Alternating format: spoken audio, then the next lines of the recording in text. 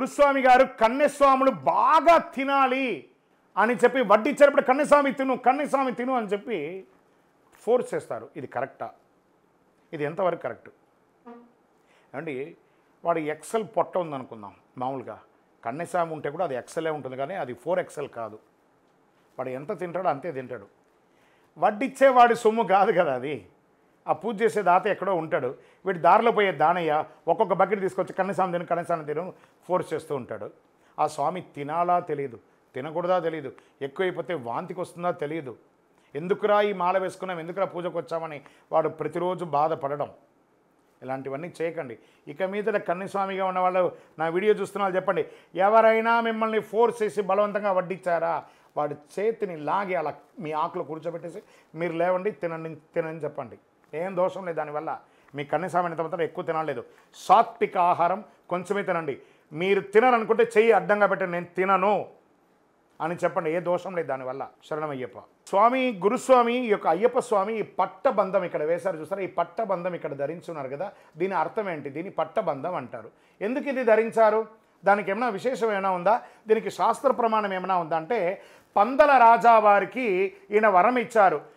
స్వామి యొక్క తన ఆభరణాలన్నీ ఇచ్చేసి ప్రతి సంవత్సరం మకర సంక్రాంతి రోజు నన్ను రాజుగా దర్శించుకోండి, నా ఆభరణాలన్నీ ఇస్తున్నానని చెప్పి ఇస్తే పందల రాజా వారు స్వయంగా తన నెత్తి మీద పెట్టుకొని ఆ 18వ అంబడి ఎక్కి స్వామివారి దగ్గరికి వెళ్ళగానే, మనం ఇక్కడ అందరం ఉన్నాం కదా, మన తండ్రి గారు వచ్చారంటే మనం కాళ్ళ మీద కాలు వేసుకొని కూర్చొని ఉంటామా? ఏం చేస్తాము? వెంటనే లేచి వారికి ఒక చారు ఇస్తాం కదా. అలాగే తనని పెంచినటువంటి రాజశేఖర వర్మ వచ్చారు కాబట్టి వారిని చూడగానే వారు లేస్తారు. అప్పుడే ఆ రాజుకి అంగవస్త్రం ఉంటుంది కదా, పట్టు అంగవస్త్రం తీసి కాళ్ళ కట్టేశారు. స్వామి, నువ్వు లోకరక్షకుడివి, నువ్వు నాకు పుత్రుడిగా ఉండొచ్చు, నువ్వు లోకరక్షకుడివి, ఈ లోకాన్ని రక్షించాలి కాబట్టి నువ్వు ఎప్పుడు పడితే అప్పుడు వచ్చి నువ్వు లేచి నిలబడకూడదని చెప్పి తన కాళ్ళకున్న మెడ మీద ఉన్నటువంటి బంధాన్ని స్వామి కాళ్ళకు కట్టేస్తారు. అప్పటి నుండి ఇప్పటి వరకు పందల రాజావారు సైడ్ నుంచి వచ్చి మొక్కుతారు కానీ ఎదురుగుండా వచ్చి మొక్కరు. ఆ పట్టబంధం యొక్క విశిష్టత మన కోసం, ఈ కలిలో ఉన్న భక్తులందరూ కూడా క్షేమంగా ఉండాలి, స్వామి అనుగ్రహం ఇవ్వాలని పందల రాజావారు కట్టిన వస్త్రమే ఈ యొక్క పట్టబంధం, కాలబంధం. శరణమయ్యప్ప. గురుస్వామి గారు దీక్షలో ఉండగా మాల తెగిపోతే లేదా ఎక్కడైనా పడిపోతే ఏమైనా అవుతుందా? దోషం అయిపోతుందా? ఏమైనా అపరాధం జరిగిపోతుందా అంటే, ఒక స్త్రీ తన మాంగళ్యాన్ని ఎలా కాపాడుతుంది? కళ్ళకద్దుకొని ఎలా పెట్టుకుంటుంది? కళ్యాణం అయినప్పటి నుంచి అది ఎప్పుడు పెరుగుతుందో కూడా తెలియదు, చాలా జాగ్రత్తగా చూసుకుంటుంది ప్రతి స్త్రీ. ఇది వచ్చి మాంగళ్యాన్ని జాగ్రత్తగా చూసుకునే వాళ్ళకే కానీ తీసి తాలిబొట్టుని పక్కన పెట్టే వాళ్ళకి కాదు. ఇది మాంగళ్యాన్ని కళ్ళకద్దుకొని చూసుకునే వాళ్ళు ఇంకా ఉన్నారు. అలాగే మనం మాల వేసుకునేటప్పుడు అందులో ఒక ముద్ర మాల ఉంటుంది, ముద్ర ఉంటుంది, అయ్యప్ప ముద్ర. మనం కళ్ళకద్దుకొని ఆరతి ఇచ్చినప్పుడు, బొట్టు ఇచ్చినప్పుడు ఆ మాలను చూసుకుంటాం కదా, అదే జాగ్రత్తగా చూసుకోవాలి. అందుకే తోడు మాల అని చెప్తారు. రెండో మాల, ఒక మాల తెగిపోయినా ఇంకో మాల కాపాడుతుంది కాబట్టి ఆ తోడు మాల ఉండాలంటారు. టెక్నికల్గా తెగుతుందే కానీ కావాలని ఎవరు పెంచేది కాదు కాబట్టి ఆ ఒక మాల తెగడం వల్ల దోషం అంటూ ఏం లేదు. ఇమీడియట్గా దాన్ని ఇంకొక మాల మార్చుకొని వేసుకోండి. దాన్ని అపార్థంగా భావించకండి. దానివల్ల అయ్యప్ప వచ్చి డైరెక్ట్గా నువ్వు మాల తెగిపోయింది అని చెప్పి సూనం తీసుకొచ్చి విల్లంబు పెట్టుకు మనల్ని పొడిచి మనకేమేమి అనర్థాలు ఏం చేసాడు. అలాంటి అపోహ ఉంటే తీసేసేయండి. అందుకే 2 మాలగా వేసుకోండి. అందుకే మీరు వేసుకునే మాల బాగుందా, బందోబస్తుగా ఉందా అని చెప్పి ఎక్కడో షాప్లో కొనుక్కొచ్చి వేసేయకండి. టెక్నికల్గా బాగా ఉందని చూసి లేదా ఒక ఆచార్య దగ్గర ఇచ్చి అల్లిచ్చి మరీ వేసుకోండి, రాగిలోనో వెండిలోనో. శరణమయ్యప్ప. ఒకసారి మాల వేసుకున్న మాలను మళ్ళీ వేసుకోవచ్చా? అది బంగారంలో అల్లారా, వెండిలో అల్లారా, లేకపోతే కాపర్లో అల్లారా? బంగారంలో అల్లింది మళ్ళీ తీసేస్తారంటే తీసేయండి. తీసేస్తారా? వెండి తాళ్ళని తీసేస్తారా? అది బంగారం వెండి అని అంటాం కదా. పనికిరాని మాలను తీసుకుపోయి గుళ్ళ పడేస్తామా? మేమంతా కొన్ని ఏండ్లు మా బాల్యం నుంచి ఉన్నటువంటి మాలని ఇప్పటికీ వాడుతున్నాం. ఇప్పుడు నేను ఈ రుద్రాక్ష మాల వేసుకున్నాను చూస్తారా, ఎన్నో ఏండ్లది. తెగిపోను దాన్ని పెంచుకుంటూ మళ్ళీ కట్టుకుంటూ వేసుకుంటూ ఉంటాం. ఇవన్నీ అదే వేసుకోవాలి. ఒక మంచి ప్రశ్న, మాల వేస్తే ఆ మాలను తీసి కుప్పలో పడేసేటప్పుడు అది బంగారంతో అల్లి పడేయండి, ఎవరైనా బాగుపడిపోతారు దాన్ని తీసుకొని. శరణమయ్యప్ప. ఈ 18 మెట్లంటే ఏంటి, వాటి పేర్లేంటి, వాటి రహస్యాలేంటి, ఎందుకు ఏ గుడికి లేని విధంగా అయ్యప్ప స్వామివారి గుడికి మాత్రమే 18 మెట్లున్నాయి? స్వామివారు బాణం వేస్తే పడ్డ దేవాలయాలు అచ్చన్గోవిల్, ఆరింగావు, కుళత్తపడి, ఎరిమేలి అన్ని చోట కూడా కిందనే ఉంది. కానీ శబరిమలలో మాత్రము ఆ యొక్క శిల్పి పెద్దగా కట్టేశాడు, చాలా ఎత్తైన పీఠంలో అయిపోయింది. మరి ఎందుకు అక్కడ ఉంది అని అంటే, స్వామివారేమో 12 ఏళ్ల పసిబాలుడు, ఆయన ఎక్కి ఎక్కలేడు. వెంటనే మగిషి అనే రాక్షసిని సంహరించిన కృతజ్ఞతాభావంతో ఒక 18 మంది దేవతలు ఒకరిపై ఒకరు మెట్ల వలె పరుండి ఆ యొక్క శ్రీచక్రపీఠానికి దారి కల్పిస్తారు. హే లోకరక్షక, అఖిలాండ కోటి బ్రహ్మాండ నాయక, మీ చిట్టి చిన్నారి పాదాన్ని మాపై మోపి ఆ శ్రీచక్ర యోగపీఠాన్ని అధిష్ఠించండి అని ఆ దేవతలు కోరగా స్వామివారు కూడా ఒక్కొక్క మెట్టు మెట్టు మెట్టు మెట్టు 18 మెట్టు అని ఒక్కొక్క మెట్టుగా ఎక్కి చిరునవ్వుతో శ్రీచక్రపీఠం దగ్గరికి వెళ్ళడానికి ప్రయత్నిస్తూ ఉండగా ఈ 18 మంది దేవతలు అడుగుతున్నారట, స్వామి లోకరక్షక, మీరు ఎక్కారు కాబట్టి ఇక మీదట ఎవరైనా ఈ శబరిమలకి వచ్చి మొక్కాలి అనుకుంటే మాపైనే కదా కాలు మోపాలి, మరి మీరును ఆ సామాన్య ప్రజలు ఒకటేనా? మరి కాదు కదా, దానికి ఏం చేయాలంటే మీకు సమానులుగా ఉన్న వాళ్ళు మాత్రమే మా పైన కాలు మోపాలి. అంటే ఏం చేయాలి?